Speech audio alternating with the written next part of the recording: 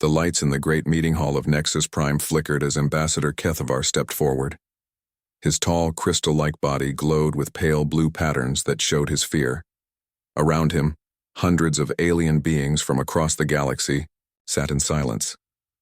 They had all come here for one reason. The humans were coming. Kethavar looked at the data pad in his six-fingered hand. The information on it made his light patterns flash faster. For 30 years, stories about the creatures from the third planet of the Sol system had spread through space. At first, nobody believed them. Now everyone was afraid. "My fellow council members," Kethavar said, his voice carrying across the vast room. "We can no longer ignore what these humans are. The reports from the outer worlds are clear. They are killers." A low sound filled the room, as different species made their own versions of worried noises.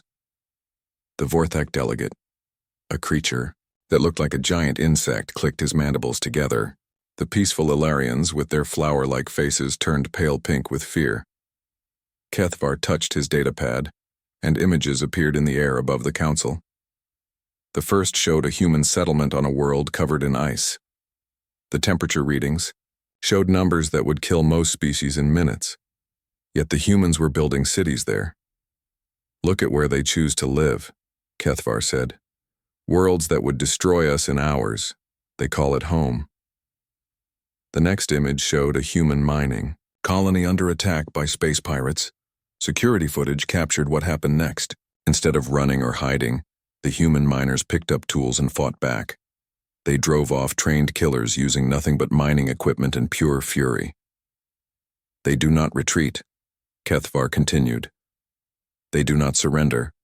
They fight until they win or die." The worst footage came from the border wars in the Tau sector.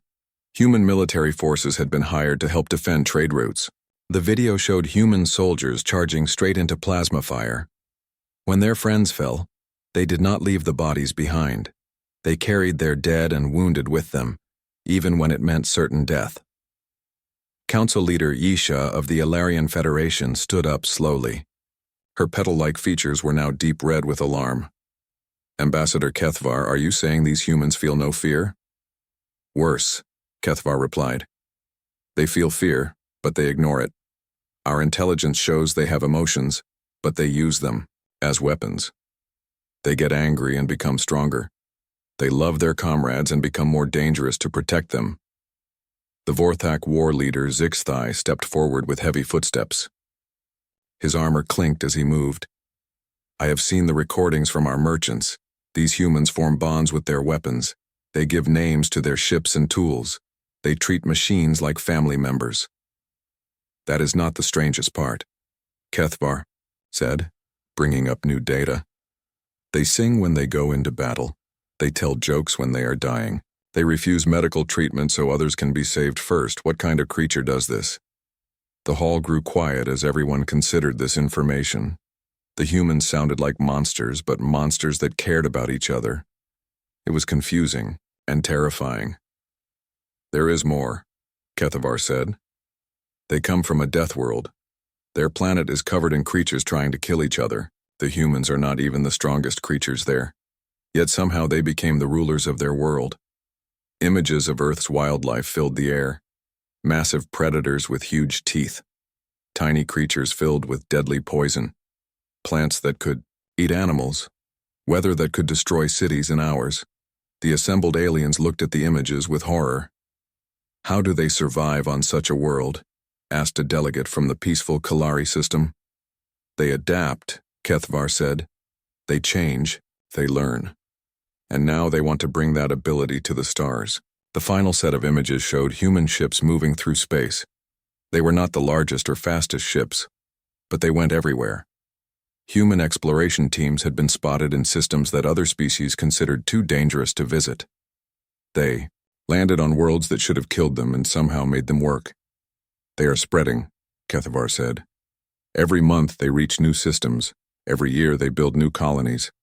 At this rate they will be at our borders within decades." Yisha stood again, her red coloring now so deep it was almost black. "What do you suggest we do, Ambassador?" Kethavar's blue patterns pulsed brighter. "I suggest we stop them before they..." can threaten our people. We have the largest fleet in the galaxy. We have weapons they have never seen. We can end this threat now, while they are still weak. You are talking about destroying an entire species, said Elder Morn from the Rigel Council. His ancient tree-like form creaked as he spoke. I am talking about protecting trillions of innocent lives, Kethvar replied. Look at the evidence. These humans know only violence. They turn every world they touch into a fortress. They solve every problem with weapons. They are a disease that will spread across the galaxy if we do not stop them. The debate that followed lasted for hours. Some delegates argued for caution, others wanted immediate action. But as more reports came in from the outer worlds, the decision became clear. Yisha called for the vote as the station's artificial sun began to set. All in favor of military action against the human species. One by one, lights appeared throughout the hall as delegates cast their votes. The Zenthari Empire voted yes. The Vorthak Collective voted yes. Even the peaceful Ilarians, after much discussion, voted yes. When the counting finished, the result was clear. It was unanimous. The motion passes, Yisha announced. We will send a fleet to the Sol system. The humans will be given one chance to surrender. If they refuse, their threat to galactic peace will be ended. As the meeting ended and delegates filed out, Kethvar remained behind. He looked at the datapad one more time. Somewhere in the back of his mind, a small voice wondered if they were making a mistake. The humans seemed violent, yes, but some of the reports mentioned other things. Humans helping injured aliens, humans sharing food with hungry refugees, humans risking their lives to save people they had never met. But those stories were few, and the evidence of human violence was overwhelming. Kethvar turned off his datapad and left the hall. The galaxy would be safer without the humans in. 3 days later, the largest military fleet in galactic history began moving toward Earth. Captain Jake Morrison stood on the bridge of the USS Intrepid, watching the stars through the main screen. His ship was 3 days out from Earth, mapping new systems in the Kepler sector. It was quiet work, the kind Jake enjoyed after 20 years in the Space Navy. His crew of 43 included scientists, engineers, and a small group of Marines for security. The piece ended when Communications Officer Pete Rodriguez looked up from his station with wide eyes. Captain, I'm getting something strange on the long-range sensors, Pete said. 3 large objects moving toward Earth. They're big, sir. Really big. Jake moved to the sensor station and looked at the readings. The objects were massive, larger than anything humans had ever built. And they were moving fast, too fast to be asteroids or comets. How long until they reach Earth? Jake asked. Pete worked on his computer for a moment. At their current speed, about 18 hours, sir. Jake felt his stomach drop. These had to be alien ships. Humanity had been wondering when they would meet other intelligent life. It looked like the day had finally come. Open a channel to Earth Command, Jake ordered. The face of Admiral Helen Rodriguez appeared on the screen. She looked tired, like she had been awake for days. Behind her, Jake could see other officers running around with data pads and worried expressions. Jake, thank God, the Admiral said. We've been tracking those ships for 6 hours. They sent us a message 20 minutes ago. What did they say?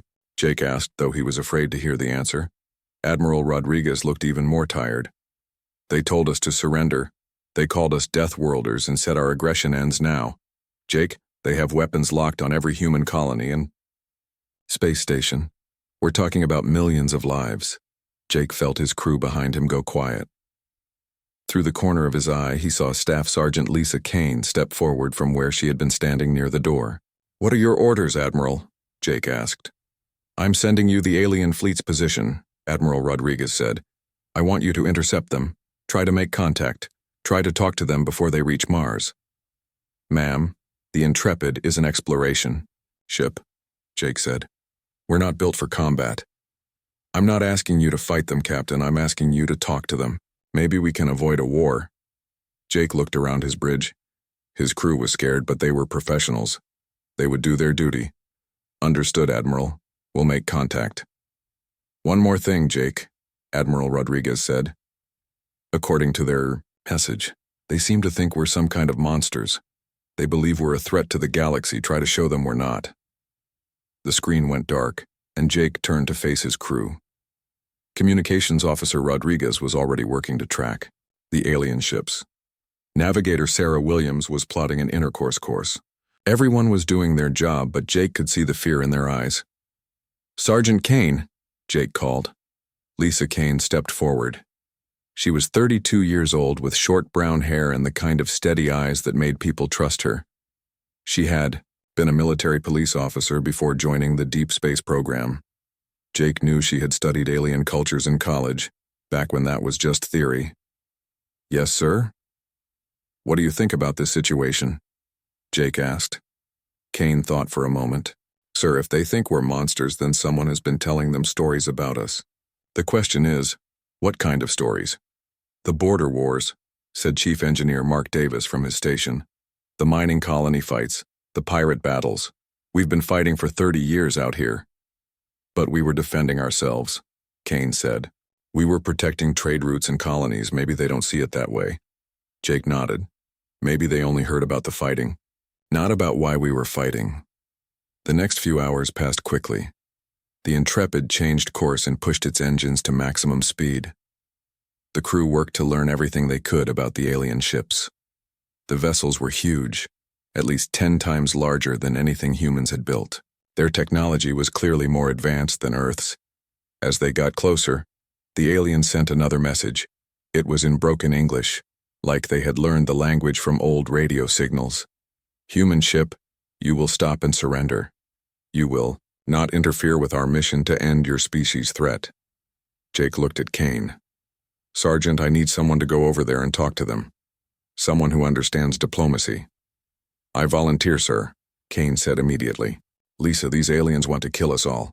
They might kill you the moment you step on their ship." Kane straightened her shoulders. "Sir, someone has to try. If we can't fight them, then talking is our only option. I've studied first contact protocols. I know how to be respectful of other cultures." Jake looked around his bridge again. His crew was watching him, waiting for his decision. Outside, Earth was depending on them to somehow prevent a war they could not win. "All right, Sergeant, but you go alone. If something happens to you, we don't lose the whole crew." "Yes, sir." Kane left to prepare while Jake opened a channel to the alien fleet. "Alien vessels. This is Captain Jake Morrison of the United Earth, Space Navy. We request permission to send a single representative to discuss the situation. We believe there has been a misunderstanding." The reply came back in the same broken English. "You have 1 hour. Send 1 human only. Any weapons will result in immediate destruction." Kane returned to the bridge wearing her dress uniform instead of combat gear. She carried only a ceremonial sword and a datapad containing information about human culture and history. "Ready, Sergeant?" Jake asked. "As ready as anyone can be for first contact, sir," Kane said with a small smile. Jake watched as Kane's shuttle left the Intrepid and flew toward the massive alien ship. In a few minutes, 1 human would represent all of humanity. Jake hoped it would be enough. The alien ship was so large that Kane's shuttle looked like an insect flying toward a building. As it disappeared into the alien vessel, Jake realized that the next few hours would decide whether humanity lived or died. All they could do now was wait and hope that 1 Marine could succeed where an entire fleet would fail. Lisa Kane felt her shuttle shake as it entered the alien ship's docking bay. Through the small window, she could see the inside of the vessel. Everything was huge and made of some kind of white metal that seemed to glow with its own light. Strange. Symbols covered the walls and the air itself looked different, filled with a soft blue mist. Her shuttle landed with a gentle bump. Kane took a deep breath and checked her uniform 1 more time. She had never been more scared in her life, but she could not let it show. She was representing all of humanity. The shuttle door opened, and Kane stepped out. The air was warm and smelled like flowers mixed with electricity. The gravity was lighter than Earth's, making her feel like she might float away. She kept her hands visible and moved slowly, trying not to seem threatening. 6 alien beings were waiting for her in the docking bay. They were tall, maybe 8 feet high, with bodies that looked like they were made of living crystal. Blue and white lights moved under their skin in patterns that reminded Kane of lightning. Their faces were strange, with large eyes that glowed and no visible mouths. The tallest alien stepped forward. When he spoke, the sound came from somewhere in his chest, not from his face. "I am Ambassador Kethvar of the Zinthari Empire. You are the human representative?" "I am Staff Sergeant Lisa Kane of the United Earth Space Navy," Kane replied. She stood at attention but kept her voice calm and respectful. "Sergeant," Kethvar said, "that is a military rank. You are a warrior." Kane could hear surprise in his voice, but also something else. Fear, maybe. "I am a soldier, yes, but I am here to talk, not to fight." "All humans are warriors," said another alien, smaller than Kethvar. The light patterns under his skin moved faster, showing agitation. "Our data shows this clearly." "Your data may be incomplete," Kane said carefully. "May I ask what you know about my people?" Kethvar gestured with one of his long arms, and Kane found herself surrounded by the 6 aliens. They were not pointing weapons at her, but she could feel their tension. They walked through corridors that seemed to stretch forever, past rooms filled with strange machines and more aliens. "We know you come from a death world," Kethvar said as they walked. "We know you survive in conditions that would kill most species. We know you fight constantly, even against your own kind." "We do fight sometimes," Kane admitted. "But we also work together. We help each other. We build things together." "You build weapons," the smaller alien said. His name, Kane learned, was Sub-Commander Vextai. "You turn peaceful worlds into fortresses." "We build homes too," Kane said. "Schools, hospitals, art museums." They entered a large room that looked like a courtroom, with high walls and strange seating arranged in a circle. But there was something wrong with it. The walls were covered with dark stains, and the floor had grooves cut into it like someone had dragged heavy things across it many times. Kane realized this was not a courtroom. It was an execution chamber. The aliens formed a circle around her, their light patterns now flashing rapidly. Kane felt her heart start to beat faster, but she forced herself to stay calm. She slowly reached down and removed her sidearm from its holster. The aliens stepped back, their patterns flashing brighter. Some of them made sounds that might have been warnings or alarms. Kane placed the gun on the floor and stepped away from it. "I did not come here to fight," she said. "I came here to understand." The aliens looked at each other, their light patterns shifting to colors Kane had not seen before. Kethvar spoke first. "You disarmed yourself?" "Yes. I want to talk to you, not threaten you. But first I need to ask you something. This room is very bright for human eyes. Are these lights comfortable for your people?" Kethvar tilted his head, which was a strange gesture on a being with no neck. "The lights? What does this matter? On my world, we have learned that when we meet someone new, we try to make them comfortable. It shows respect." Kane walked to what looked like a control panel on the wall. Moving slowly so the aliens could see what she was doing, she touched a few symbols. The lights dimmed to about half their brightness. "Is this better for your eyes?" she asked. You adjusted our ship's systems to make us more comfortable?" Vextai asked. His light patterns had changed to soft green pulses. "I tried to. I do not know your technology, so I might have done it wrong." The aliens spoke to each other in their own language for a moment. It sounded like wind chimes mixed with electronic music. Finally, Kethvar turned back to Kane. "Why did you do this?" "Because I want to understand your people, and I want you to understand mine. You think we are monsters, but you are wrong." Kane sat down on the floor, making herself smaller and less threatening. "You said we come from a death world. That is true. Our planet is dangerous. But that danger taught us something important." "What did it teach you?" Kethvar asked. He did not sit, but his posture became less rigid. "It taught us to protect each other. When everything around you is trying to kill you, you learn that other people are the most valuable things in the universe.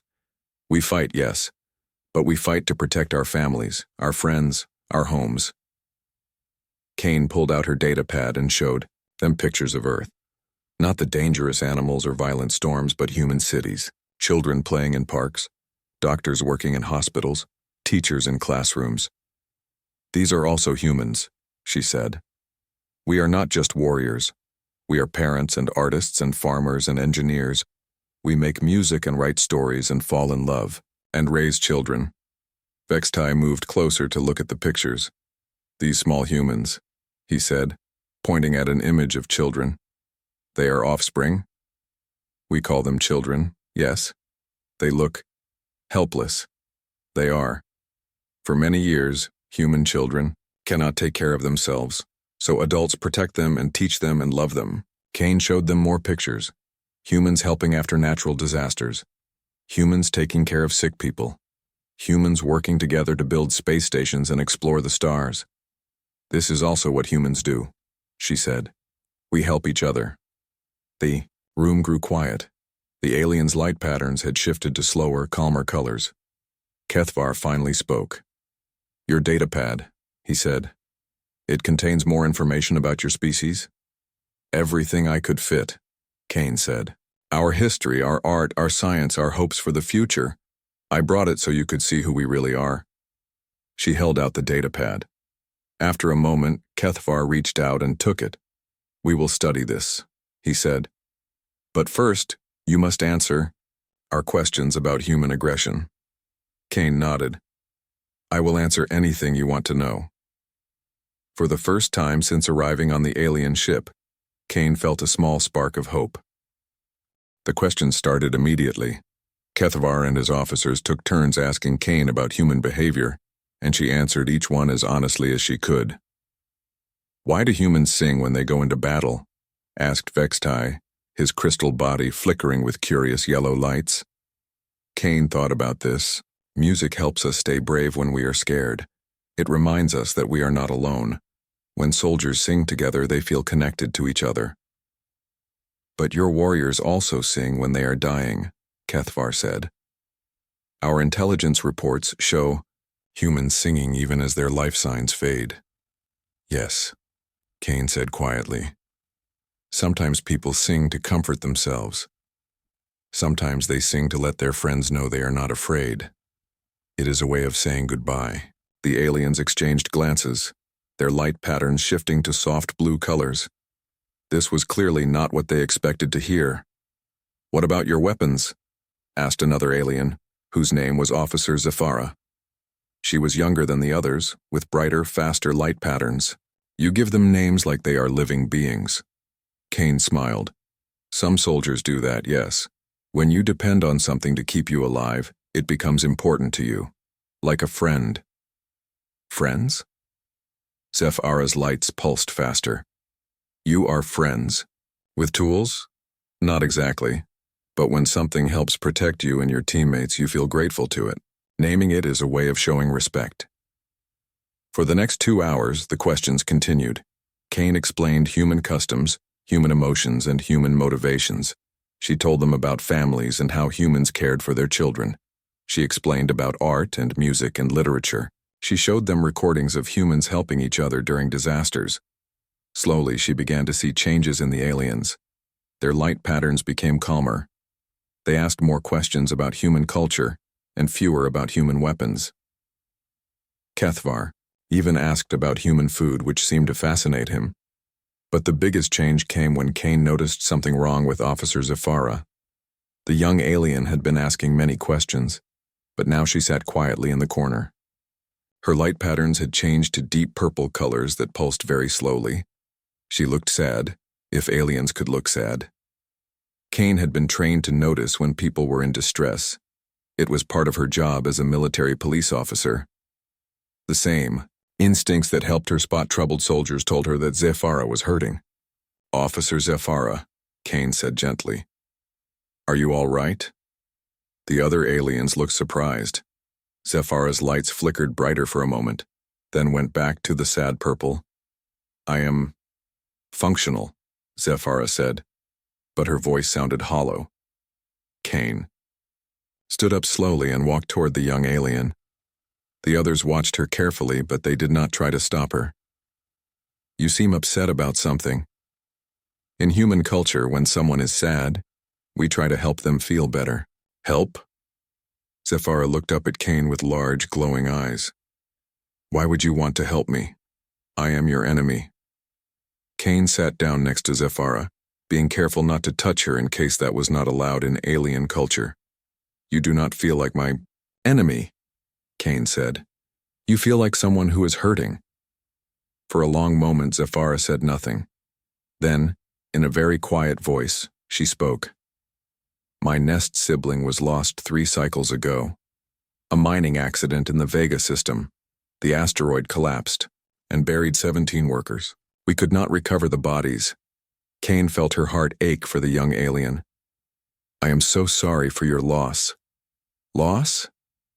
Zephara's patterns shifted to confused colors. You understand loss? Yes. Humans feel grief when someone we love dies. It is one of our strongest emotions.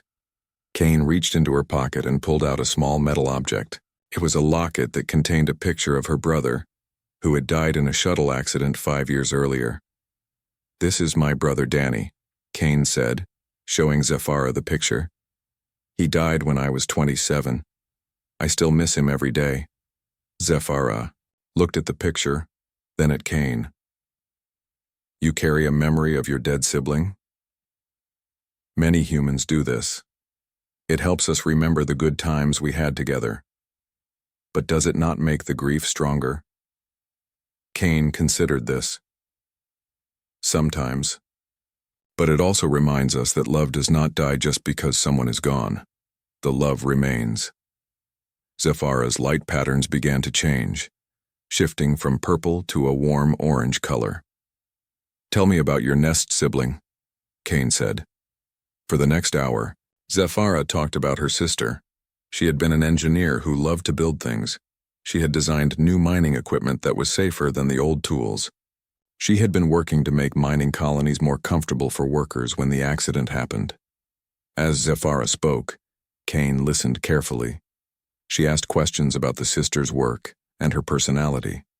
She learned that Zenthari culture usually did not talk about the dead, believing it kept them from finding peace.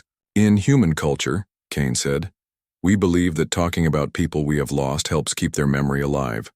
We tell stories about them. We celebrate their lives. Kane pulled out her datapad and showed Zephara pictures from Earth. Images of memorial gardens where people went to remember loved ones. Pictures of families gathering to share stories about relatives who had died. We even have special days where we honor all the people who have died. Kane explained. We call it Memorial Day. People bring flowers to graves and tell stories about the people they miss. Zephara watched the images with growing fascination. You make gardens for the dead? Some people do. They plant flowers and trees in memory of someone they loved. It gives them a place to go when they want to feel close to that person. My nest sibling loved the flowering vines from our home world, Zephara said softly. She always said she wanted to grow them in space stations, so workers could see beauty even in the dark between stars. Kane smiled. She sounds like she was a wonderful person. She was. Zephara's patterns were now bright orange mixed with gold. I would like to know more about these memorial gardens. Kane spent another hour explaining human mourning rituals and ways of honoring the dead. She taught Zephara about the human custom of lighting candles in memory of lost loved ones. She showed her recordings of people gathering to share happy memories about those who had died. During this conversation, the other aliens listened quietly. Kane could see their light patterns becoming more and more thoughtful. Finally, Kethvar spoke. Sergeant Kane, your species grieves for your dead. Yes. And you comfort each other during this grief? Yes. And you have been comforting Officer Zephara, even though she is a stranger to you. Kane looked around at all the aliens watching. She was sad. When humans see someone who is sad, we try to help. It does not matter if they are strangers. Kethavar's light patterns shifted to colors Kane had not seen before. Soft white mixed with pale blue. This is not what our intelligence reports told us about humans, he said quietly. What did they tell you? That you are killers. That you know only violence and conquest. That you feel no compassion for other species. Kane shook her head. Your intelligence was wrong. Humans can be dangerous when we need to protect ourselves or others. But we are also capable of great kindness. She looked at each alien in turn. You feared us because you only heard about our capacity for violence, but you did not hear about our capacity for love. The room grew very quiet. After a long moment, Zephyra spoke. I would like to learn more about human memorial gardens, she said, and about other human customs for honoring the dead. Kane smiled. I would be happy to teach you. For the first time since she had boarded the alien ship, Kane felt hope growing in her chest. 6 months later, Lisa Kane stood on the observation deck of Luna Station, watching ships from dozens of different worlds dock at the new diplomatic platform. She wore the uniform of a lieutenant now, with special patches that marked her as Earth's first xenocultural liaison officer. The promotion had come with the assignment she never expected to have. Through the large windows, she could see the construction of the new Interspecies Council building. Human and alien workers moved side by side, using tools from both civilizations to create something that had never existed before, a place where different species could meet and solve problems together. Lieutenant Kane, came a familiar voice behind her. Kane turned to see Ambassador Kethvar approaching. His crystal body now glowed with warm white and gold patterns that she had learned meant friendship and respect. Over the past months, she had become quite good at reading Xanthari emotions through their light displays. Ambassador, Kane said with a smile. How are the preparations going? Better than we hoped. The Galactic Council has agreed to dissolve the old structure. Too many species were afraid to speak their minds under the old system. This new council will give everyone an equal voice. Kane nodded. The old Galactic Council had been dominated by the 3 most powerful species. Smaller civilizations rarely got to participate in important decisions.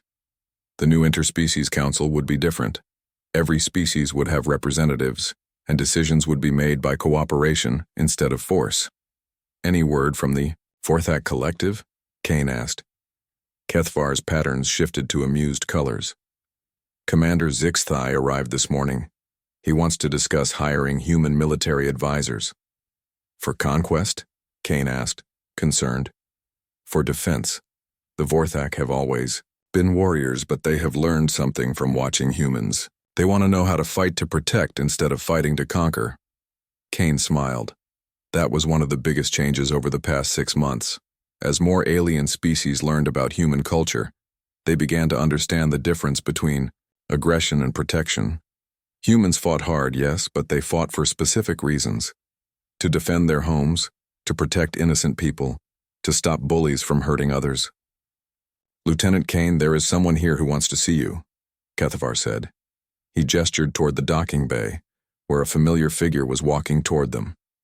Officer Zephyra, now promoted to commander, approached with her usual bright, energetic light patterns. Lisa, Zephyra called out, using the human custom of calling friends by their first names. Kane had worked closely with Zephyra over the past months, helping her develop the new Xanthari Cultural Exchange Program. Zephyra had become fascinated with human customs, especially ways of remembering and honoring the dead. How did the Memorial Garden project go? Kane asked. Zephyra's patterns exploded into brilliant gold and silver colors. Beyond our hopes, we have established remembrance gardens on 12 Xanthari worlds. People love them. For the first time in centuries, we are talking openly about our lost loved ones. Kane felt warmth in her chest. The memorial gardens had been Zephyra's idea, inspired by their conversation during first contact. Xanthari culture had always taught that talking about the dead disturbed their peace. But after learning about human mourning customs, many Xanthari had realized they wanted a way to honor their lost family members. There is more, Zephyra continued. We are using earth flowers in the gardens. The flowering vines my nest sibling loved so much they grow well in our artificial atmospheres. That is wonderful, Kane said. I am sure she would be proud of what you have built. Zephyra's patterns softened to gentle blues and purples. Over the months, she had learned to be comfortable with grief while still celebrating her sister's memory. It was a balance that humans understood well, but had been new to Zenthari culture. A soft chime sounded through the station, announcing the beginning of the Treaty of Sol signing ceremony. Kane, Kethvar, and Zephyra made their way to the main conference room. The room was filled with representatives from 47 different species. Some breathed the same air as humans. Others wore environmental suits, and a few appeared only as holograms because their bodies could not survive in any atmosphere that other species could tolerate. Admiral Rodriguez sat at the human delegation table, along with diplomats from Earth's major nations. She caught Kane's eye and smiled. The Admiral looked much more relaxed than she had 6 months ago when alien ships were pointed at Earth. President Maria Santos of the United Earth Government stood up to address the assembly. 6 months ago, we almost went to war because we did not understand each other. Today, we sign a treaty that will prevent such misunderstandings in the future. Kane watched as representatives from each species came forward to sign the treaty. The document established rules for peaceful contact between civilizations. It created trade agreements, cultural exchange programs, and mutual defense pacts. Most importantly, it included the Universal First Contact Protocol that Kane had helped write.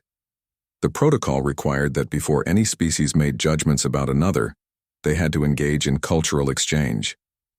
No more decisions based on limited intelligence reports. No more assuming that a species was evil because they were strong or different. The humans have taught us something important, said Elder Morn from the Rigel Council as he signed the treaty. Fear often comes from misunderstanding. Understanding comes from talking to each other. When the ceremony ended, Kane found herself standing alone on the observation deck again. Earth hung in space below her, looking peaceful and blue. It was hard to believe that 6 months ago, the most powerful military fleet in the galaxy had been coming to destroy it. Deep thoughts? Asked a voice behind her. Kane turned to see Captain Morrison approaching. He had been promoted to Admiral and put in charge of the new Interspecies Naval Academy, where officers from different species would learn to work together. Just thinking about how much has changed, Kane said. 6 months ago, the galaxy was afraid of us. Some species still are, Morrison said. But now they are afraid of disappointing us, not afraid that we will hurt them. Kane laughed. It was true. As more species learned about human culture, many had become worried about living up to human standards of loyalty and protection. Some alien governments had changed their laws to better protect their own people, inspired by human ideas about individual rights and dignity. You know what I think is the most important change? Kane said. What? The galaxy is not divided into strong and weak species anymore. Now it is divided into species that help each other and species that hurt each other, and more civilizations want to be in the first group. Morrison nodded. The Alarian Federation wants to establish joint scientific missions with Earth. They want to learn our techniques for helping people recover from trauma. Kane was not surprised. The Alarians had been amazed to learn that humans had developed sophisticated ways of helping people heal from terrible experiences. On their peaceful worlds, psychological trauma was almost unknown, but they realized that other species in the galaxy needed these kinds of healing techniques. A message chime sounded on Kane's communication device. She looked at the screen and smiled. What is it? Morrison asked. A transmission from Zephyra's homeworld. They want me to help design a memorial garden for the soldiers who died defending trade routes. They want to honor both Zenthari and human casualties together. Morrison smiled. 6 months ago, they wanted to kill us all. Now they want to honor our dead alongside their own. Kane looked out at the stars, where ships from dozens of worlds moved peacefully through space. Human exploration vessels worked alongside alien science ships. Human cargo ships carried goods between alien worlds. Human doctors worked in alien hospitals, and alien engineers helped build human space stations. You know what the best part is? Kane said. What? We are not just surviving out here anymore. We are not just defending ourselves. We are building something together, something bigger than any one species could create alone. As if to prove her point, a new ship appeared in the distance. It was built using human engineering, Xanthari energy systems, and Vorthak defensive technology. The first truly interspecies vessel, crewed by beings from 6 different worlds. Kane watched the ship dock at Luna Station and felt a deep sense of satisfaction. The galaxy had been afraid of humans because they thought humans only knew how to destroy things. Now the galaxy was learning that humans were even better at building things, especially when they built them together.